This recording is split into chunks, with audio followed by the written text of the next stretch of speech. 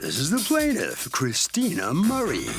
She says she rented a house from the defendant, and the thing was a dilapidated mouse, bug-infested mess of a place. The defendant was about as lackadaisical a landlord as you can find. One of the bathrooms was simply a hole in the wall. And now that she's moved out, he won't return her security or all the money she spent on exterminators. She's suing for $2,750, the amount she's definitely due. This is the defendant, Herman Smith. He says everything was fine and dandy with the plaintiff's tenancy until her husband was released from prison and came to live with her. The guy was an arsonist or something, and he intentionally broke a fuel pipe in the house, and he had to buy a whole new furnace. Bottom line, she stopped paying the rent. He had to have her evicted and owes her nothing.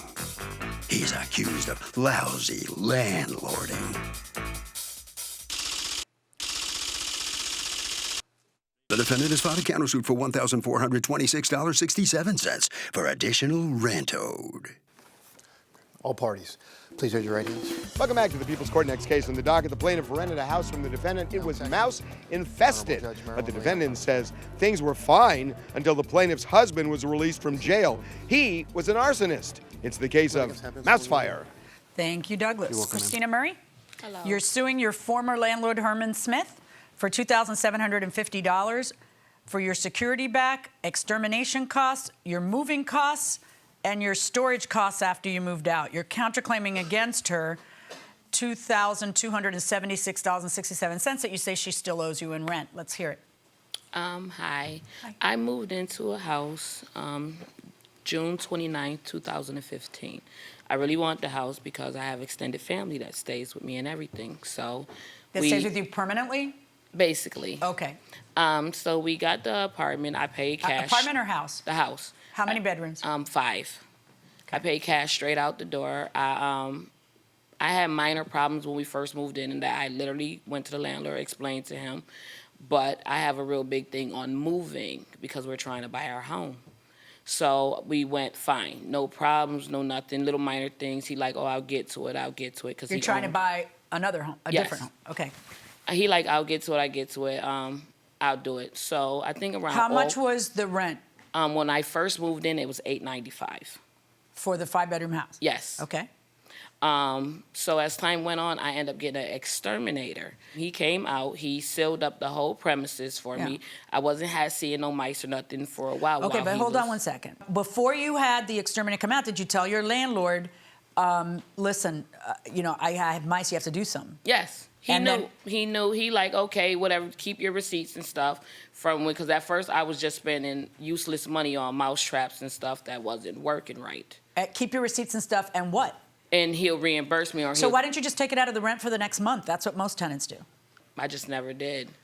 I just kept all my receipts and he... And then what? You presented them to him? Yeah, we spoke over this year. Right. How many times did you ever say, okay, I've spent... Because you're suing for $960. So for how long were you paying the exterminator? For months, literally almost a year. Right. So during that year, out. Do you say to him, hey, you told me to keep the receipts, here are the receipts? Yeah, me and And why not the next month? Why doesn't he just pay it? I don't know. I never even realized that. And he just kept sending texts like, oh, Christine, I got you, Can I got see the you, text? I got you. I don't have the cell that phone would be with so good. Text messages. Yeah, to see text messages where he confesses that, yeah, he's going to pay. Because he been saying, it's not like he didn't know. I know, watch this. Did you ever say that you would pay for extermination? No. Right. See, that's why it'd be good. Now, let me just ask you, though, why wouldn't you? If it's your place and you're a landlord and there's a mouse problem, don't you have an obligation to rent a habitable place where there's not a mouse problem? There was never a problem there, Your Honor. And when she did explain to me that she had, and I saw that where the exterminator showed her around the perimeter of the basement, there was a couple of small cracks here and there that she could pump some foam stuff in there. And she did that. And did you pay for that? I would have given her back the money for the extermination? The foam she pumped. She didn't tell me she paid. Why not for the extermination if there's rats in the house or mice? She didn't tell me that she paid anything to exterminator because all they did was show her what to do. Let's see all of the records of the payments you made to the exterminator. And then now she's suing for her deposit. Why wasn't her deposit returned? I have a conversation on text here with her where when I demanded the rent from her, she said, take it out of the security deposit. I said to her, the amount you owed me is far more exceeding the security deposit. However, whenever you take care of your rent and you move out, if there's no damages, your security deposit will be returned to you. Otherwise, if there's damages, then we'll subtract and we'll take care of it at that time. And then what? She paid the rent? No. Okay, so then what was the point? So I'm not understanding. Was there an agency paying her rent? No. Yes, it was the DSS, the Social Services. Year. For the second year. The first year you paid it? I paid out of pocket the first year. So, and the first year you were getting rent, the full rent? $8.95, yes. Yeah. And so the problems came the second year when DSS, when a social service agency was paying her rent. Why did the problems come? First of all, why were they paying your rent? I ended up pregnant and I got taken out of work and then I got diagnosed with cancer. Oh, so honey, I was how are already you going doing? through the stages. How are you doing? I just had surgery recently, so I'm doing a lot. So I'm going for radiation in a couple of weeks. You're no longer pregnant. No, I had my daughter Oh, you did? in January of this year.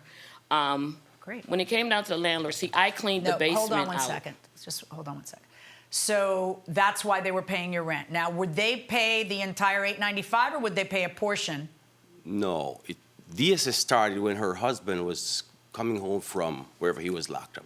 She came to me and she asked me if I would fill a landlord statement because DSS was willing to pay for him to be added into the property.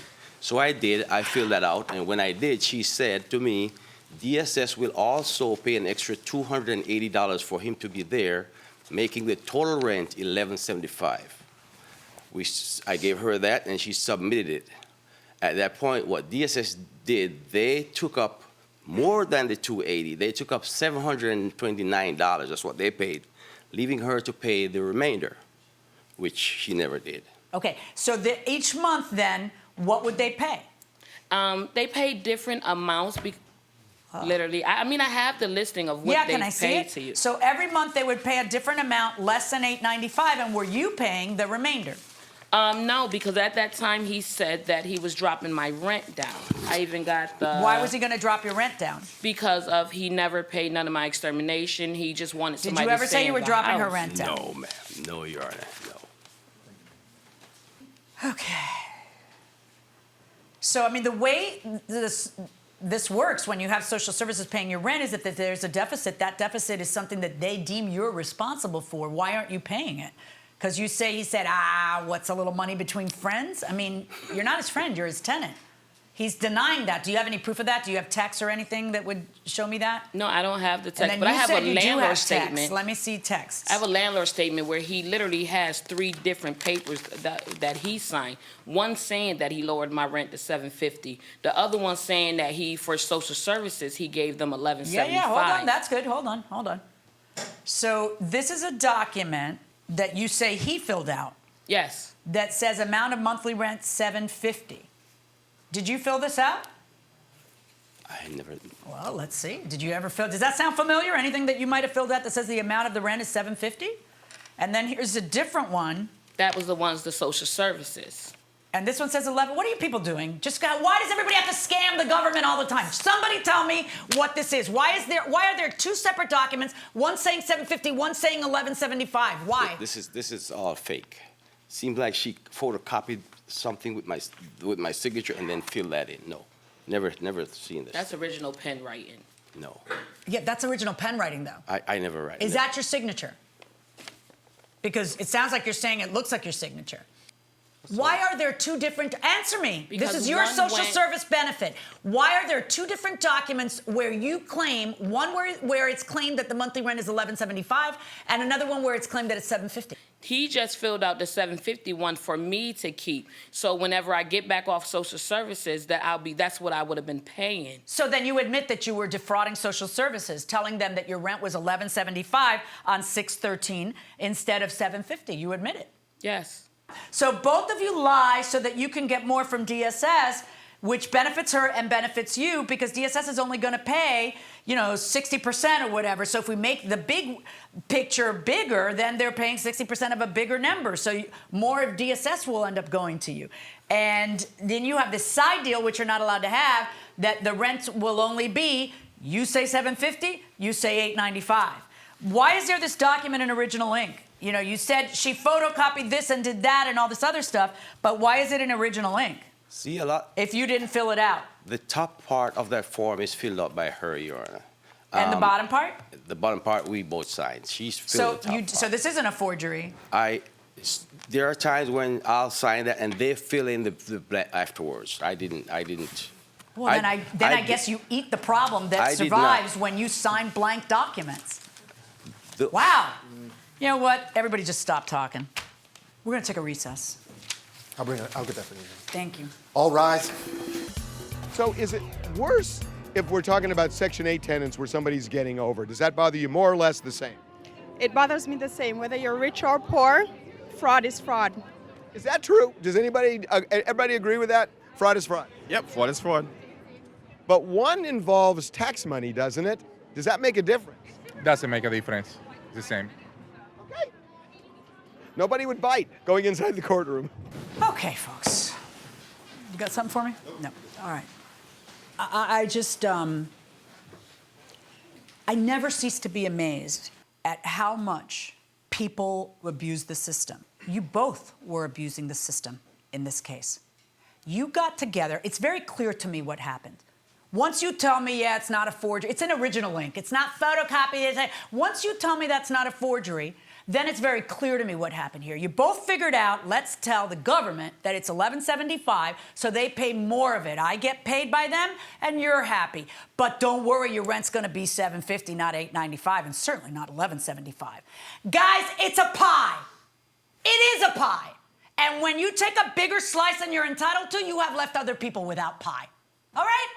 It is a pie. There's no magical spring source of renewable dollars. There's no money. It's a pie. And every time somebody else goes and applies to get a government service that they might be entitled to and they need help, they get less help when people take more than what they're entitled to. And you're in on it. And you're in on it. Oh, you're so in on it. You're so in on it. It's so clear you're in on it. Here's what's going to happen, okay? I've tallied it all up. And I've figured out what rent is still owing based on your version. I'm believing you that it's $750. And there's still a deficit of $381, okay? And it is your responsibility as a landlord to make a place habitable.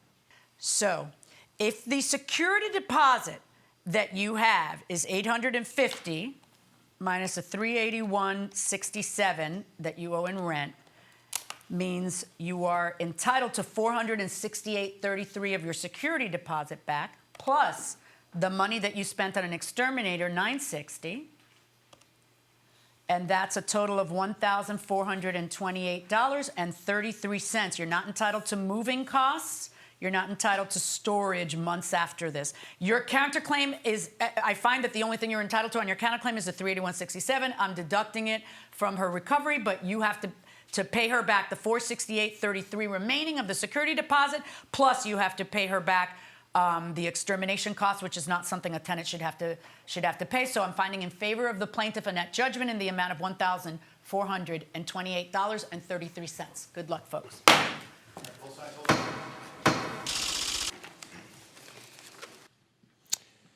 Well, after a rather involved dispute, you end up with $1,428. Mm-hmm. How do you feel about that? I feel he a clown and he should wear makeup. And that's a great comment. How do you feel about what the judge said about both of you trying to cheat the system? I And didn't you're think both nothing guilty about of it. He brought me a thing. I just went with it. You don't feel you're cheating at all? No, you because it didn't was the feel whole guilty thing of it? regardless.